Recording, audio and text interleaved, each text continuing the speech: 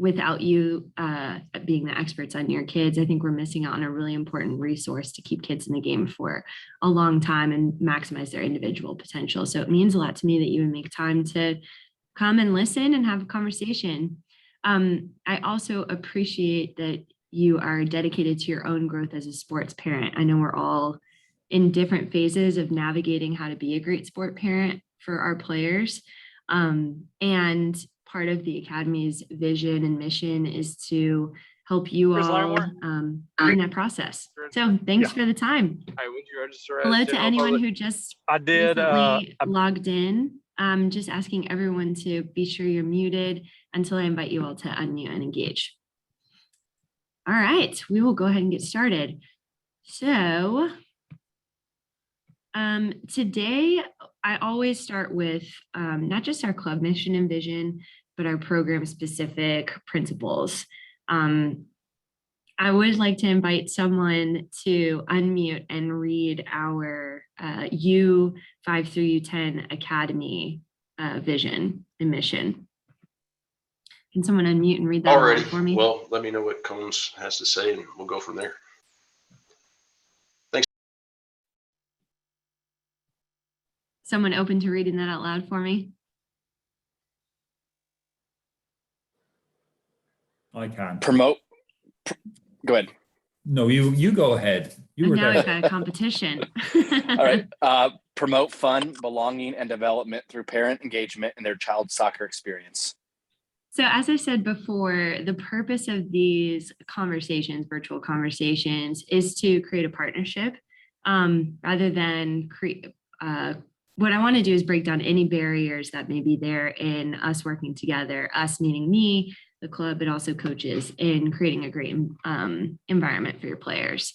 Specifically today, these are the 2 learning objectives I want to accomplish. Martin, can you read aloud number 1?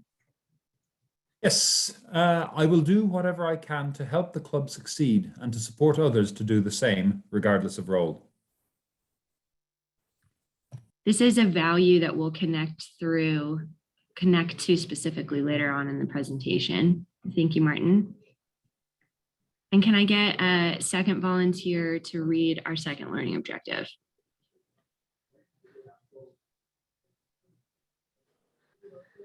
I understand the what, why, and how of individual development plans and how IDPs contribute to the club's success.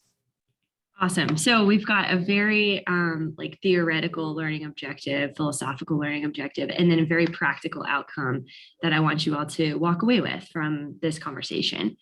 Now, in the first goal, the more philosophical one about doing whatever we can to help the club succeed.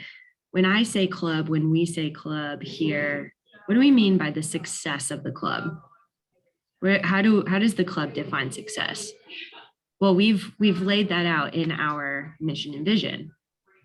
This is what we mean by club success. Our mission and vision outline what we're aiming for and how we know we're getting to where we want to be. Today, we're going to talk about navigating this pathway, the clear pathway that we draw out in our mission. And when I say navigating the pathway, I mean, again, working together, coaches and parents, to empower players to navigate their own individual pathway in order to maximize development. And that's a really important specificity in what we're trying to achieve.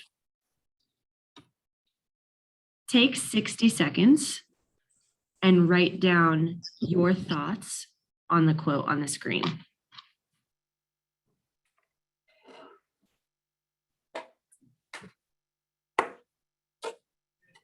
What does this mean to you?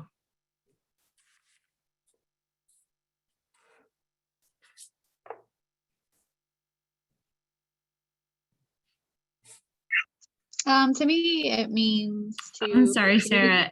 Thank you. Thank you for being willing to share. I'm going to have everyone reflect on it first, and then later in the presentation, we'll come back to the quote. So save whatever brilliant thought you are about to share.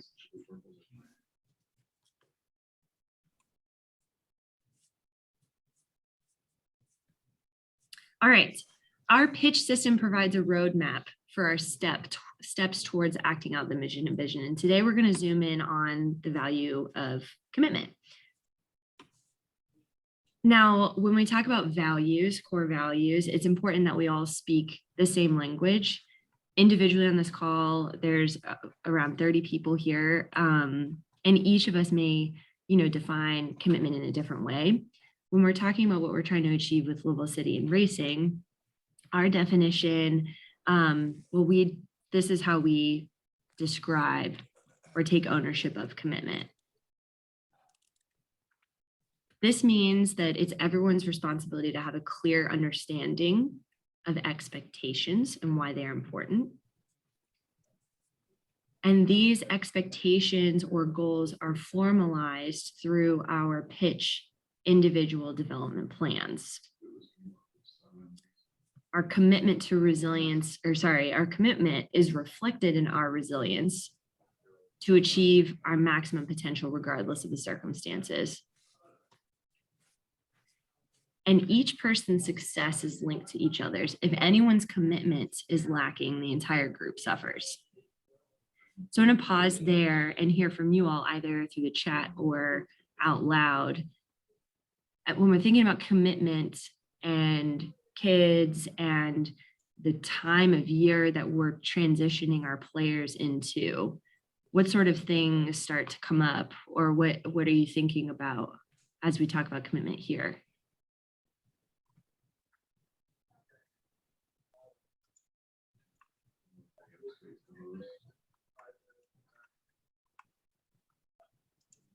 Any thoughts?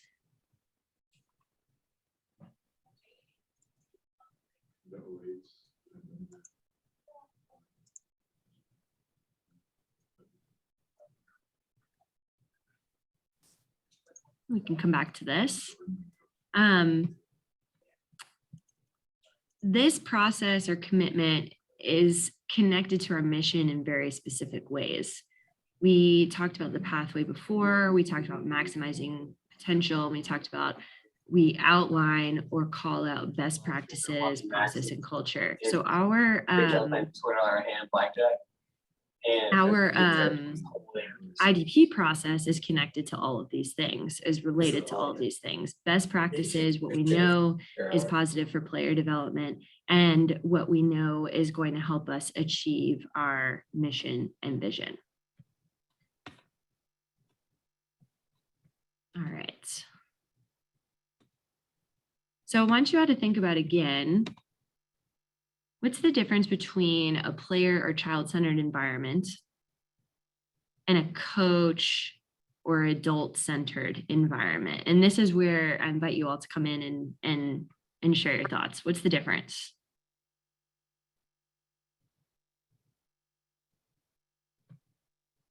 Yeah, go ahead, Martin. Well, I mean, who is this all about, really? Is it about the coach, parent, or adult being the next Jose Mourinho, or pick your favorite manager? Is it about me living out my dreams through my far better than I ever was kid? Or is it about what does he want?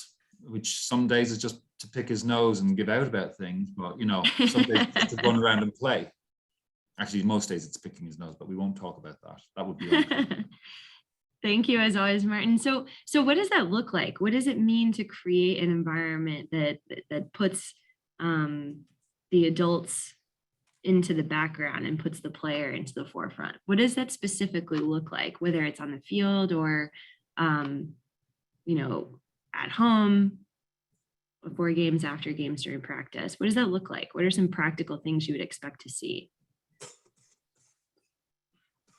After a game, giving your kid time to process what had happened and what they had done before you start, engaging them on how their game went.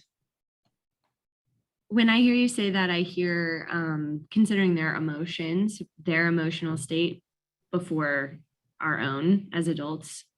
Jamie, is that fair? Yes. What else? What are some other cues that show that we're fostering a player-centered rather than adult-centered environment? I think I mean, focusing go on ahead. their effort and process versus their results, you're sometimes seen. Matt or Matthew, which would you prefer? Matthew. Matthew, tell me more about that. Why is that more player-centered than coach or adult-centered? Yeah, so I think by doing that, you kind of take away the expectations of, hey, they've always got to be at the top and always producing and being very effective. And you're focusing more on, hey, do they have the right mindset? And I think by doing that, takes some of the pressure off of them. You're not projecting your expectations onto them. I love that because what I'm hearing from that is more about meeting kids where they are rather than where we expect them to be through our adult lenses. Is that a fair Absolutely. summary? Awesome. Anything else that's come to mind? A couple of you started speaking at the same time. I'd love to hear from you. Kincaid, it's Julia. I was just going to say the fact that the IDPs, that it's a coach conversation with the kid. And for me, I was surprised by that. I'm relieved by it, but I just don't remember from my experience as a young player, that was not the case. I was getting feedback through my parents, so this feels really different to me. So even connecting the coach in a relationship to the player outside of the parent-player relationship, Julia has hit on a really important part of this process, and frankly, something that I hope takes pressure off of you all as parents and helps you all see where your role is really important and what your role can be. So since Julia started talking about the actual IDP meeting, I want to look at what that can look like with you all. So in a player-centered environment, the main thing is the outcome is that the player takes their own action to internalize improvement, focus, seek help, act on their plan. The player takes their own action, not because anyone is requiring them to, but because they're really excited and empowered to do it. And in order for us to create that experience, our coaches need to act as, to use Matt's word, process-oriented guides in the process. Whereas you as a parent get to be a partner in the process. So let's talk about these two different roles. As a coach, when you think of the word guide, what would you expect to see, feel, experience from watching your coach with your child in a conversation like this? If they're a process-oriented guide, what would you expect to see in the meeting, observe, experience? Emily, did you have your hand up?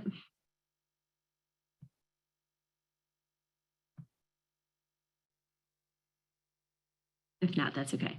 Anyone, feel free to jump in. Well, I think I'd expect to see him asking a lot of questions and asking for the player's perspective or thought on what they're seeing, as opposed to just feeding to them their evaluation.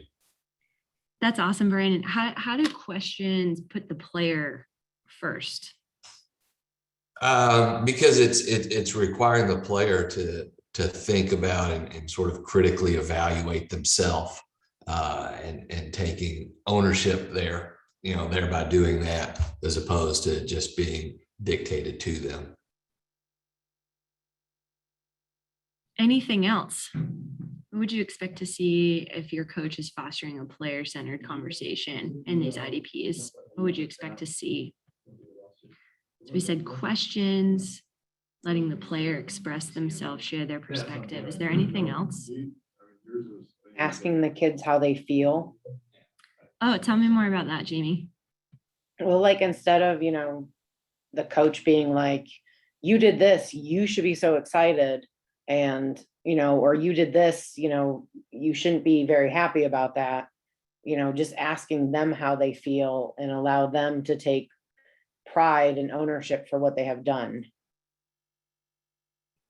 I love that word pride. I often see a lot of players present something that they're really proud of. And sometimes as adults, we miss a really great opportunity to enhance that and celebrate it by imposing, to your point, Matthew, our own expectations rather than meeting players where they are, Jamie, and asking them what they're excited about or what they feel about it. Thanks so much for sharing that. Martin, you had your hand up as well. Sorry, I've always got my hand up. It's a reaction almost. I think it looked like a conversation rather than sort of a teacher thing, where one person is doing all the talking, where you see it back and forth, and that the kid is saying as much or more even than the coach might be in terms of communicating what he or she feels, as Jamie was saying, and what generally their thoughts are. The ideal, I suppose, would be that, the kid has as much a part of the developing the idea as the coach. Now, I'm glad you said the word conversation is really powerful, because if you think about the kids that you all represent, we've got some parents of 9-year-olds, maybe some 10-year-olds, and then we also have parents of 6 and 7-year-olds on the phone. And so this idea of an adult having a meaningful conversation with kids within that range, not just of ages, but of developmental stages as well. This is not a very straightforward process, right? And it's not going to be as easy as maybe we all would like in order to make it player-centered. So as a parent now, reflecting on your role, we talked about the coach being a guide and inviting conversation and reflection. What's the parent's role? What does partner mean? Because it's different than guide, right? How is a partner different than a guide?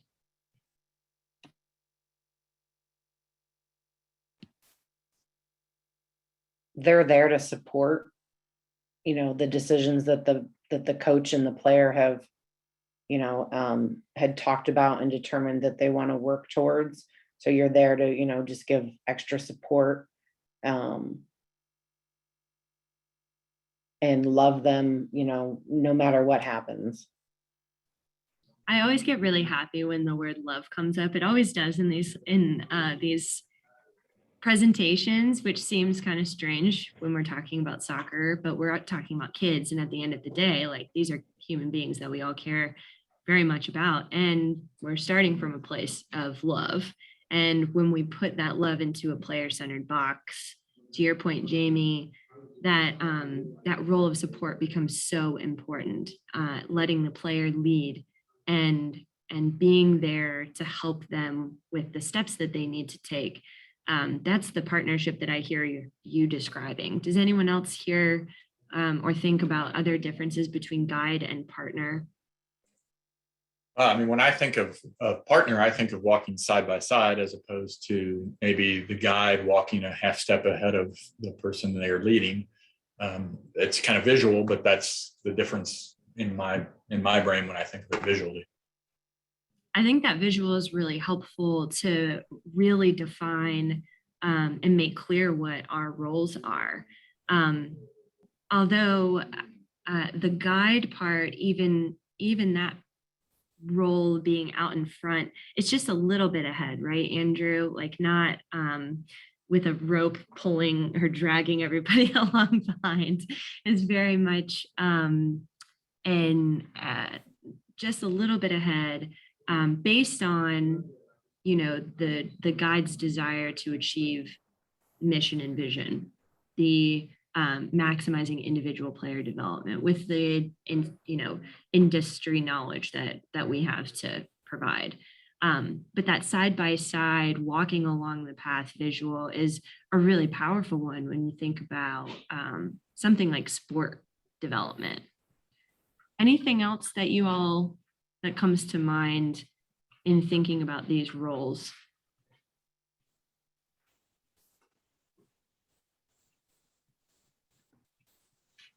So remember the outcome, and I'm going to put this outcome in the chat. This is all aiming for an outcome that the player takes their own action. And the tool that we provide to take that action is the IDP. Now, the coach, I'm going to get into some of the boring nitty gritty stuff here. The coach is going to fill out the left-hand side of this, this paper. We've pre-populated drop-down menus with skills that are related to our curriculum and our development priorities for players. So you won't see crossing and finishing in the skill set for U8s to U10s, but you will see things like running with the ball, dribbling to beat an opponent. Under tactics, you won't see how to function in a 4-3-3, but you will see things like when to dribble, pass, or shoot, when to play forward versus when to keep the ball. So the coach will guide the selection of technical tactical goals by selecting and pre-populating these. And then the form will be passed on to the player and parent to reflect together. All right, if these are our goals, what are some steps that we can take? What are the events that need to occur in order to accomplish this development? And who are the partners in the process? And at what point in the process can we reflect on the work that's been done, see things have been accomplished, and then maybe adjust the steps to success? What do you see that's different from maybe like how these conversations might go in school, or what you've even experienced if you were part of a player development system in a sport in the past? What's different about this? Because this is different from anything I received when I was growing up as a player, that's for sure.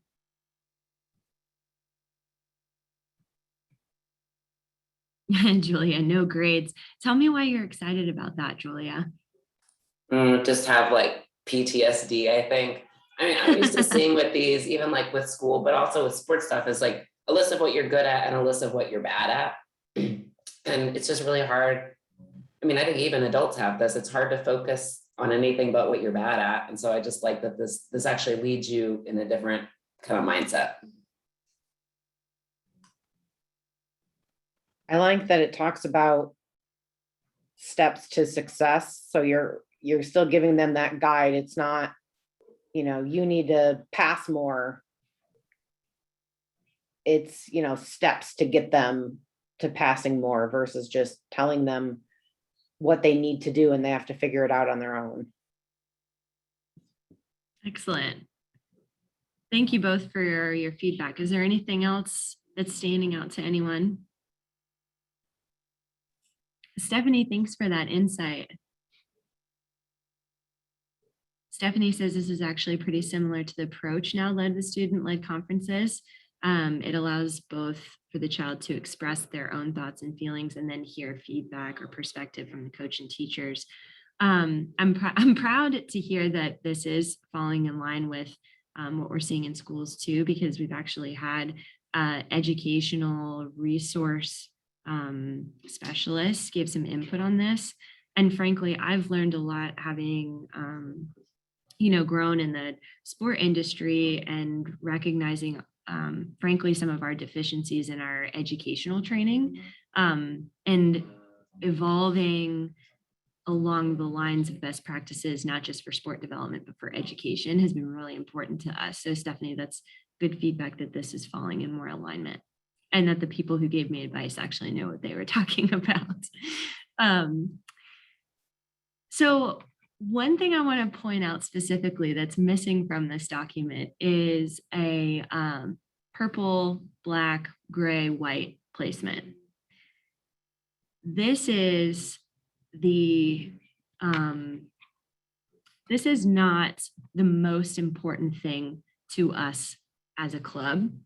And I know it's hard for players to not value that tiering. I know it's hard for families not to value that tiering and to understand that our grouping is not a value-based grouping, but it is around what is good for players where they are at any given time in terms of training and playing with likability players.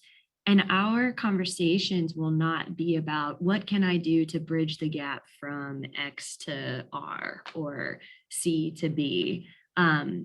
That's not a fair reference point for players because really that reference point is a moving target. what is fair is to talk to players about where they are in their development right now and what specific goals we can set to help them improve in areas that are directly related to our development priorities. And that's why we have focused on, not my goal is to grow from black to purple, but my goal is to grow from developing to skilled at dribbling to beat an opponent. And the emphasis on the process is the most important part here. Any questions on that? Yes, Stephanie. Hi, Kincaid. I do have a question on this. I think, kids are they see it as a ranking and they're very concerned about where they fall within the ranking. And the way I've explained it to Owen a little bit, which I hope is correct, is that, and I think in the tournament, for example, Owen plays on the 2012 Black team. And so in the tournament, for example, we had a lot of kids from the gray team play on our team, and the kids all played together great, and their skills are pretty similar across the board. And I said, Owen, it is both about what skills you need to develop and work on. And it's also just, when you guys are looking across these three teams, you can't have one team where everyone's good at this one thing, right? It's kind of, you're mixing up skills and abilities, and to make a cohesive team that can play together. Is that a reasonable explanation to kind of get away from that mentality of like, this is the best team, I think that tiering is stressful for the kids, and I was trying to find a way to reframe that a bit. I really appreciate the effort that you're making to help with this, because it's hard in any environment, whether you're in a sports team and there are tiered groupings, or you're in a classroom and some kids get to go to the pre-calc class and other kids are still working through algebra. There's all of these times where we do have groupings, and players and adults as well perceive the value link. And I think the most important thing in any conversation is for players to hear and see and understand that tiering is not related to value. A purple player is not more important than a gray or white player.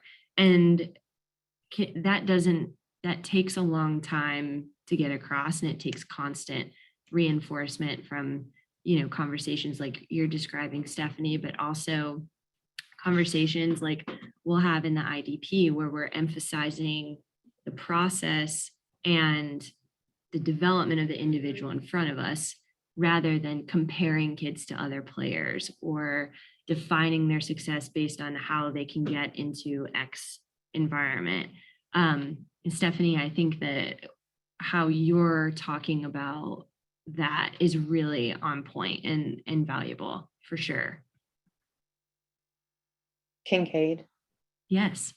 Olivia's on the 2012 gray team. And when I first had to tell her that she was on the gray team, she was devastated. Absolutely devastated. I think she cried for like 2 days. So especially since coming back off of, a broken arm and everything. So, but the minute she got out on the field and started playing with her team, and then they played games, not only did games, but they did practice, she started walking off the field going, my team's awesome. I have such a good team.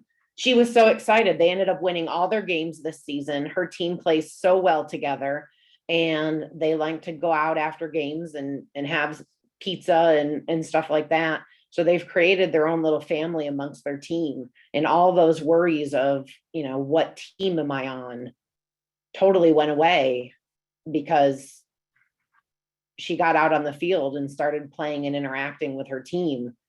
And it didn't become about what color am I. It became about how well my team was doing and how well I was doing. Jamie, I think you have created a really good segue to the final phase of our conversation here today, which is the role of resilience and developing this skill whenever our players feel some sort of challenge to their value. And before we talk about resilience as a group and how we can develop it, I would like to hear in the chat, or see in the chat, I suppose, your definition of resilience. So we'll just take 60 seconds if you all can take that time to put in how you define resilience.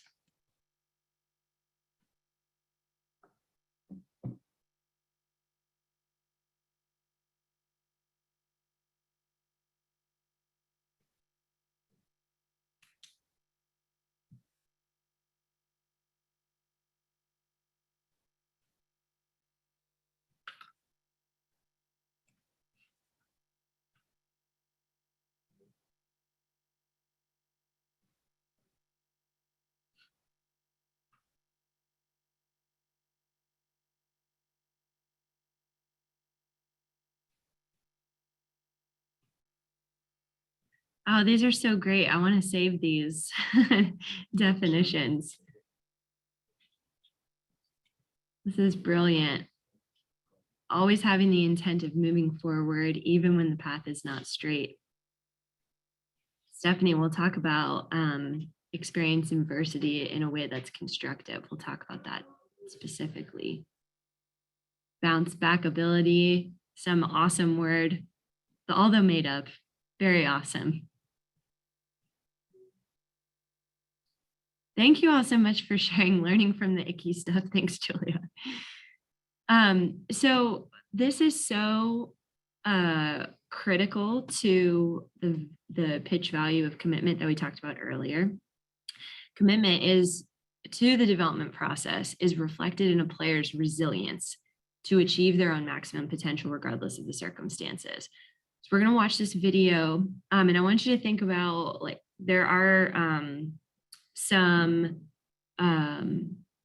circumstances that are, described in terms of like life that are heavier than maybe what a conversation between a coach and a player about soccer would look like. But this resilience piece really does matter for the purposes of our meetings coming up. So without further ado.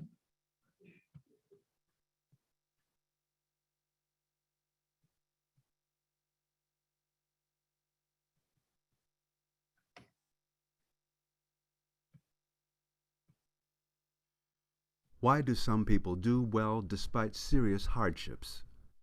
The science of resilience can help us find answers. We define resilience as a good outcome in the face of adversity. The extent to which we can build capacities in all children early in their lives to be able to deal with whatever bumps in the road or major obstacles may be coming down the track. That's an investment in building strong human capital and healthy, productive adults. Some children face more obstacles and adversity than others. It's like having a parent with a major mental illness, growing up in a very socioeconomically disadvantaged community, going to schools that are not good, being exposed to violence in the neighborhood or in the home. But some children do well despite these significant obstacles. Resilience is that ability or set of capacities for positive adaptation, allowing you to keep in balance. We're talking about the kinds of capacities and skills and the abilities that give people a sense of mastery and management of difficulty. It's tempting to think about children as either having this resilient quality or not. But resilience is built over time, just as and in parallel with how the architecture of the brain is built over time. It's not just in the person. It's in the interaction between the person and the environment. So we care about resilience for the same reason that we care about promoting healthy development, because in many respects it is the same. we are interested in promoting resilience in children so that despite the odds, more and more children can grow up to be productive citizens.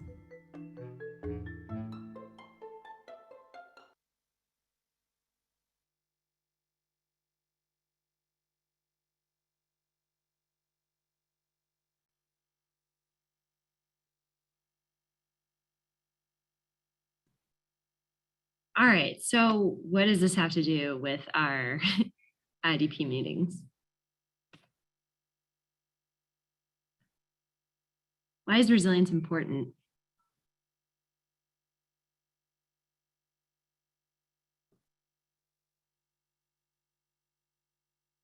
Yeah, go ahead, Martin. I think in terms of like seeing the child as an holistic being, in terms of both a player, a kid going to school, a child in a living person in your household, having resilience in one area and feeding it through all of them, I mean, is kind of vital so that they can connect up the dots between the different things and at the same time not be forced to compartmentalize one thing as a good thing and another thing as a bad thing. There's so much to what you said. And I want to like zoom in on your last comment about removing the value judgment on things that happen. Things aren't either good or bad. Being asked to improve your ability to dribble, being asked to execute a plan that helps you recognize when to dribble or pass forward, that's not a value judgment. It's a process, task skill oriented judgment. And to help players focus on the process rather than any value judgment is critical and part of developing resilience. Jamie made a great point. This connection to creating productive adults. Jamie, can you talk more about that?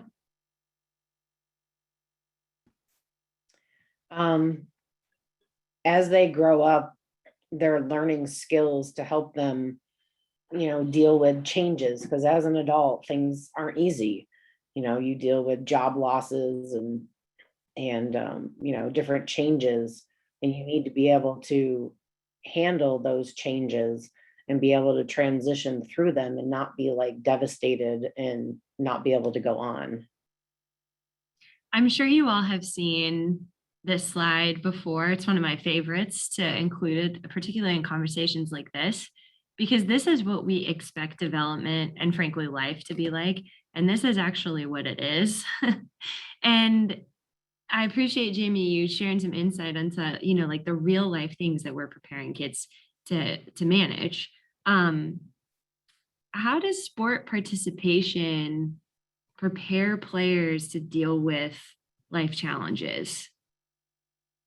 How do conversations in an individual development plan meeting help us, to the video's point, foster this strong human capital and build healthy, productive adults?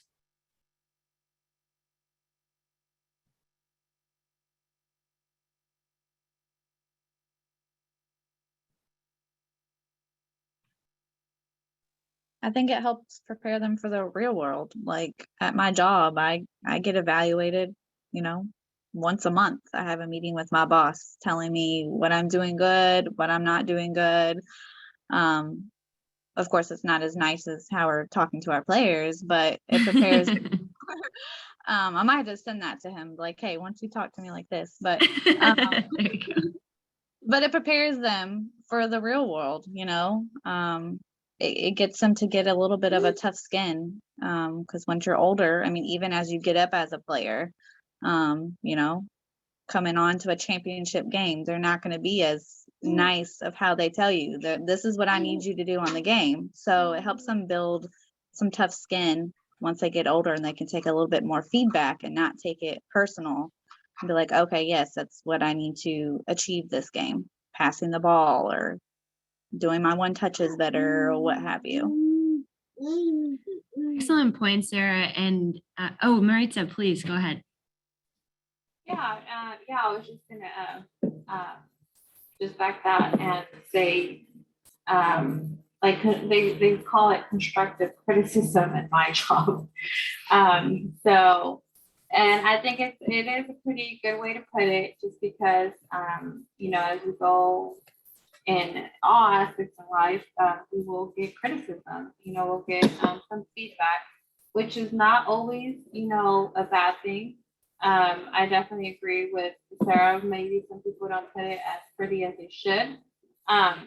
But I guess it's necessary for us to always look at what we can work on and what we need to work on to better themselves. So having, you know, the players receive that feedback from them, I guess in a way is teaching them as well to you know, to kind of get used to, because it's not going to be just now, it's going to be forever. And one, you know, for them not to feel like it's the end of the world and I'm not good at this and I, you know, giving up and things like that. Because as far as, you know, for Nate, he struggles a little bit with that. And I see how it weighs on him. And so I try to also look at his surroundings and things that also go on in the home or whatnot, you know, that could help kind of build that confidence and, you know, for him to feel at the end of the day, like this is something that you can work on and you can become better at, you know, and that is what the goal should be for them always. Because like Jamie said, you know, they're gonna go through a lot of more things when they're adults, and having them build this confidence now as players and in sports is definitely going to help them in the long run. So well put. And I want to zoom in on the point that you made about like the pride that we're setting players up to feel when they do accomplish those steps to success, and the even autonomy that players can build and strength from that and confidence in that when we focus on the tasks for success rather than any value-based or value judged like tiering. When we are in these meetings and we're building, our focus is on building resilience, as the guide and as the partner, the coach and the parent, our job is to think about this player's ability to be like this seesaw and take what they perceive as positive outcomes and negative outcomes and move the fulcrum of the seesaw in a way that helps them balance those outcomes. We'll watch this quick video here.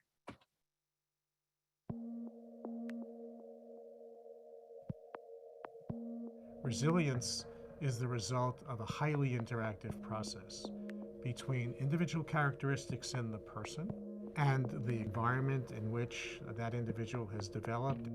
It's really the counterbalancing of difficult things that may exist in the child's life with positive things that occur within the family, but even positive things that may exist in the community. An easy way of thinking about resilience is like a scale with a fulcrum in the middle of it. And there are things on both sides of that scale, experiences of both bad things or good things.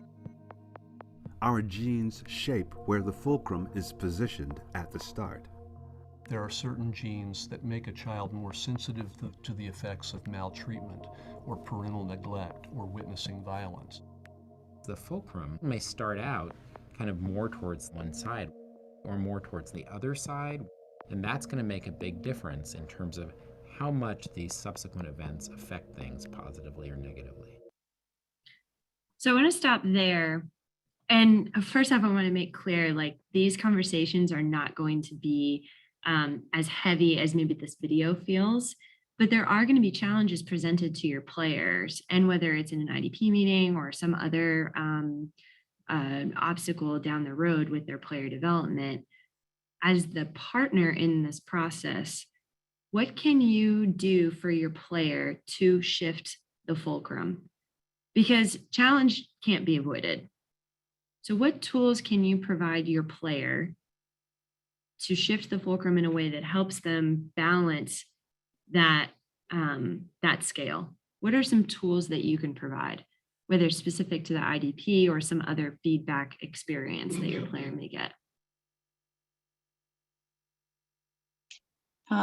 So something we did at one of my old positions where I had to listen to people's phone calls and evaluate them. So what I usually did for every negative, I gave them 2 positives.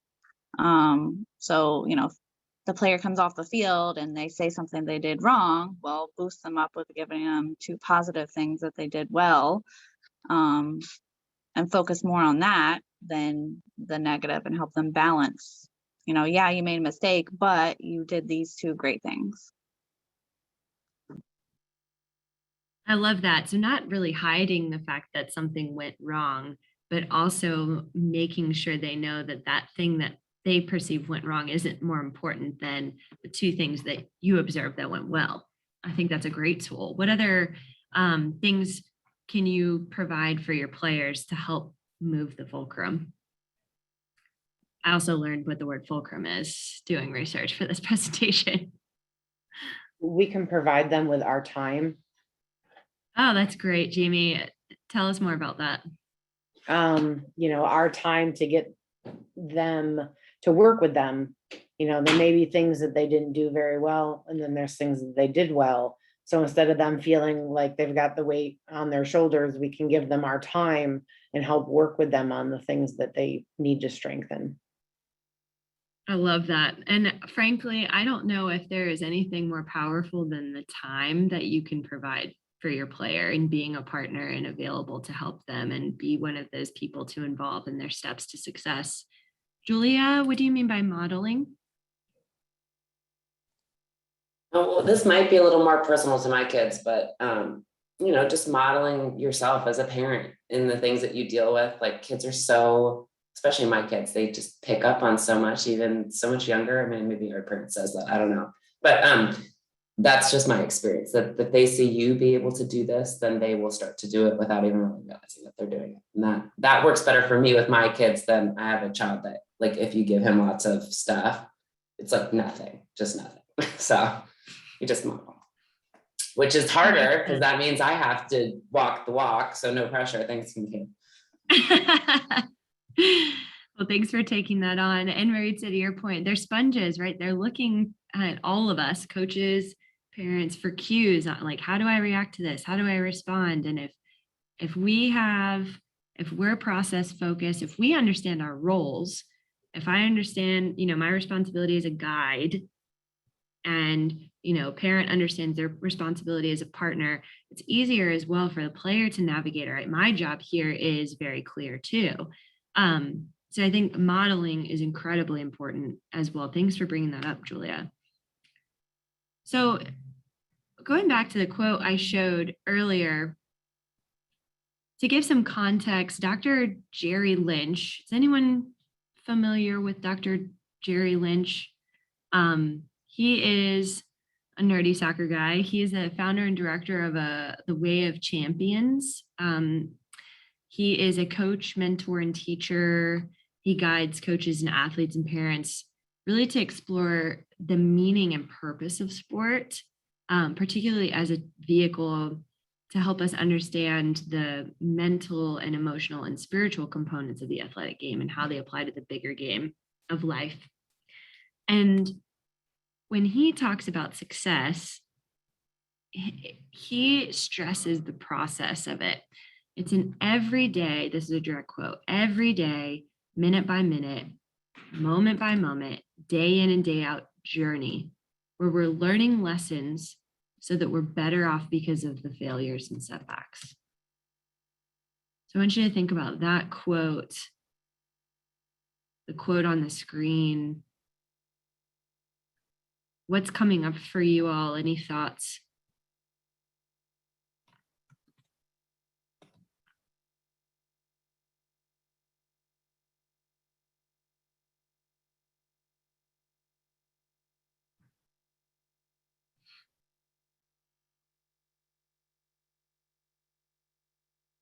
So as you walk along this path with your player, I really hope you enjoy it.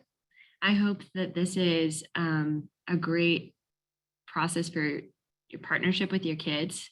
I'm really grateful that you all have taken the time to really like think about how to show up well for your player. We are all going to mess it up sometimes.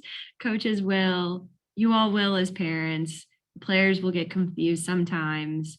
But recognizing that we're all doing our best is the last thing that I want to leave you with, because it truly is for us as adults a process in shifting our mindset and how to think about these things. And I am so grateful that you all are committed to or desiring to be a part of this process for your players. Any last thoughts from you all or questions?